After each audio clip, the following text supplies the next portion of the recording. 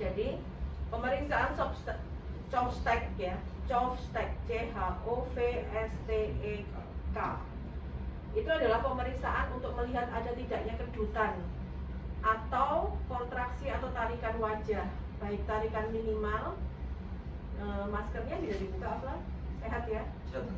Nah, disimpan yang benar ya. Kamu tegak ya, madep ke depan ya. Jadi untuk melihat ada tidaknya tanda tetani pada wajah.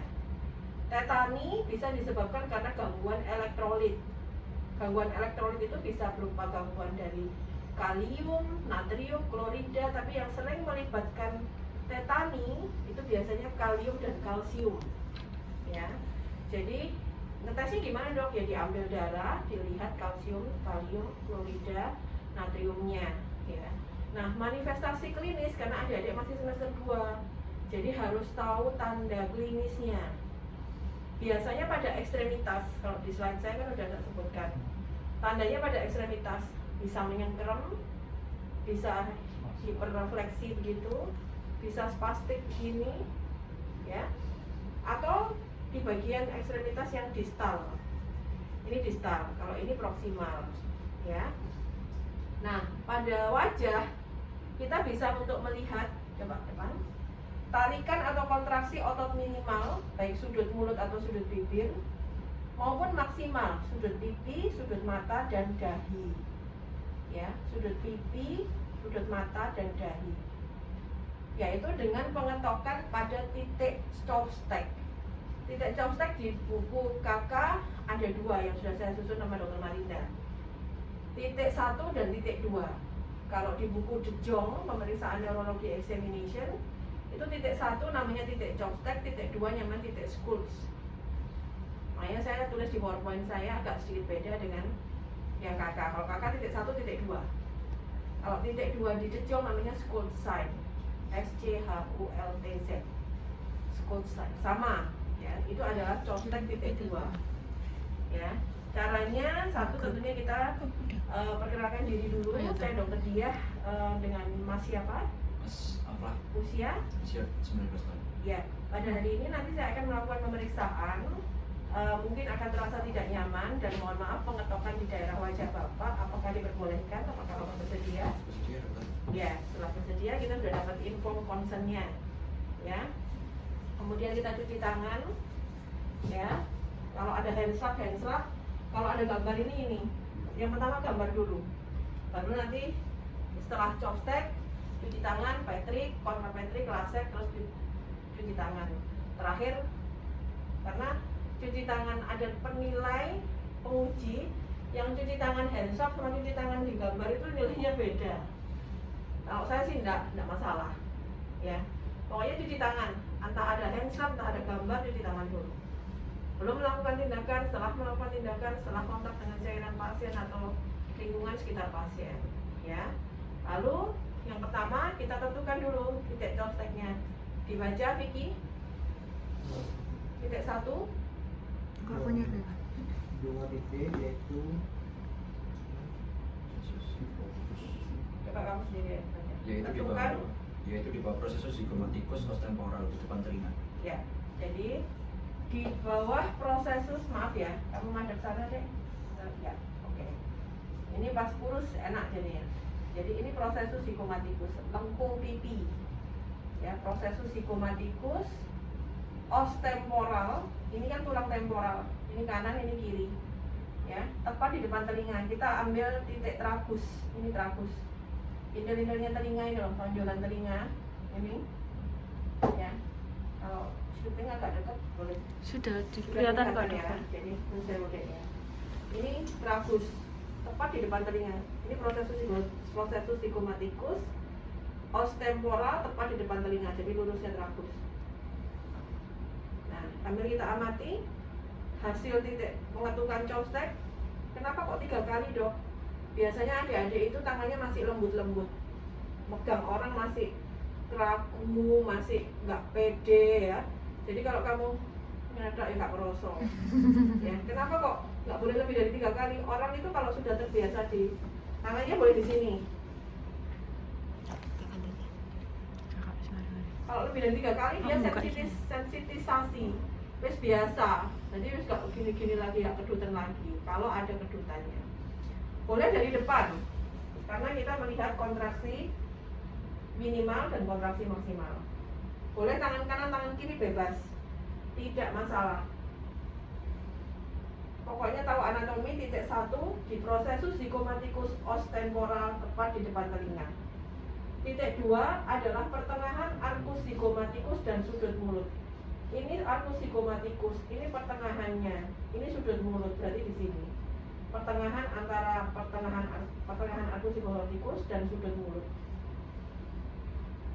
Hasilnya negatif karena baik pada titik 1 maupun titik 2 tidak ada kontraksi minimal berupa kedutan pada sudut mulut atau sudut bibir, dan tidak ada kontraksi maksimal berupa kedutan pada pipi, mata, dan dahi.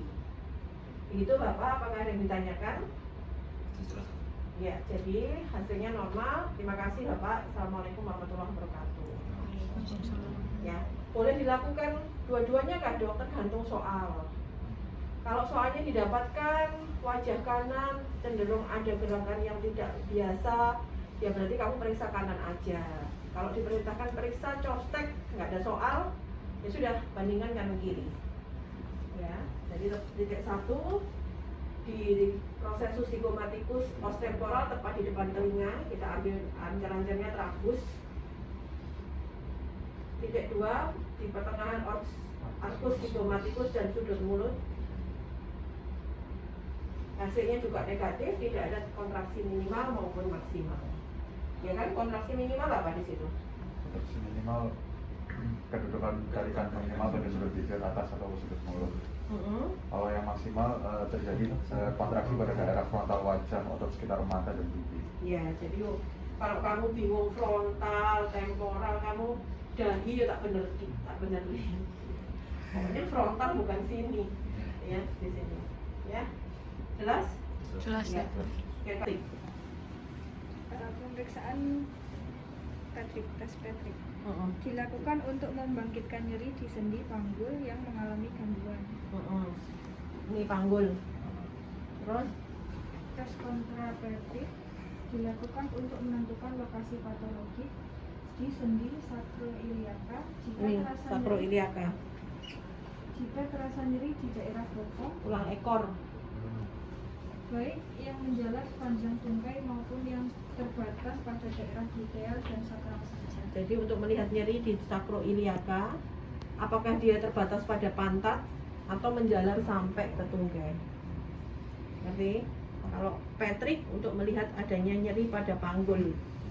Kontra Patrick nyeri pada sacroiliaca. Jadi nanti tanyanya, apakah ada nyeri Pak?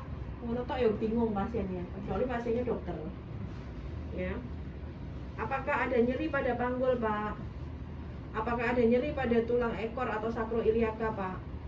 Kalau sacroiliaca kan nggak ngerti pasiennya. Tulang ekor. Ya. Terus? Next ya. Tes Patrick. Ucapkan salam, cuci tangan tetap. Pak Yafi, saya dengan dokter Dia. Ini nanti akan saya lakukan pemeriksaan pada tungkai Bapak. Mungkin akan ada terasa nyeri dan tidak nyaman. Apakah Bapak sedia? Ya. Yang pertama adalah pemeriksaan Patrick.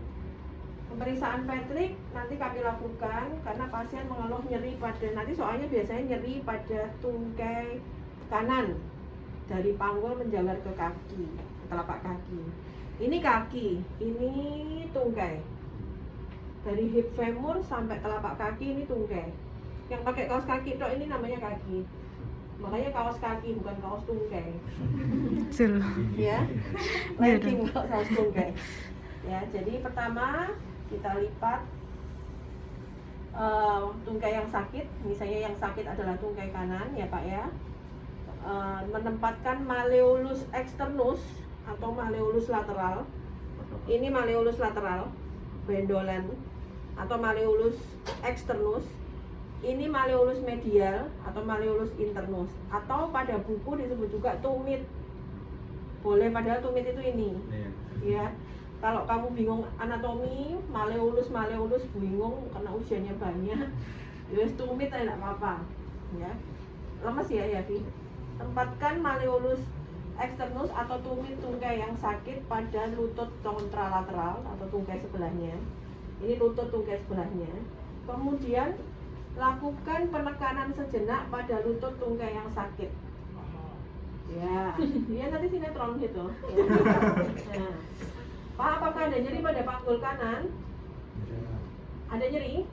Kalau sekarang enggak. Nah, ya jadi benar-benar gentle. Tanyakan apakah ada nyeri pada panggul atau pelvik kanan.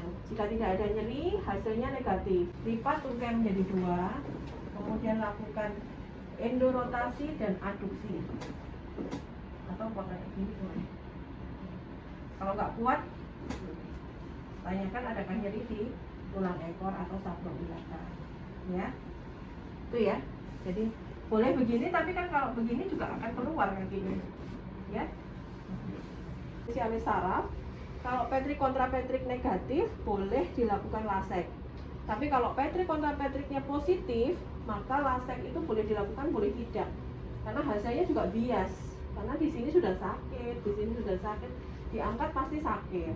Ya, tapi ini kan untuk semester 2, jadi harus tahu semua. Ya, dasarnya harus tahu dulu. Lasek adalah mengangkat tungkai, kedua tungkai dalam posisi lurus atau ekstensi. Ya, kemudian kita melakukan pemeriksaan pada tungkai yang sakit. Tungkai yang sakit adalah tungkai kanan misalnya. Ya, ini posisi tangan saya yang sebelah kiri karena saya berada di sebelah kanan pasien. Kemudian tangan yang sebelah kanan saya begini. Ya, angkat tungkai dalam posisi ekstensi lurus sampai 30 derajat. Tanyakan apakah ada nyeri menjalar sepanjang tungkai. 60 derajat apakah nyeri menjalar sepanjang tungkai? 70 derajat apakah ada nyeri menjalar sepanjang tungkai? Tidak ada nyeri menjalar sepanjang tungkai pada sudut lebih dari 70 derajat, sehingga SLRT atau lasek negatif. Oke? Ya, kalau memang ada waktu panjang, misalnya soalnya hanya low back pain, tidak dijelaskan menjalar ke kanan atau ke kiri, kamu harus melakukan di 2 tempat.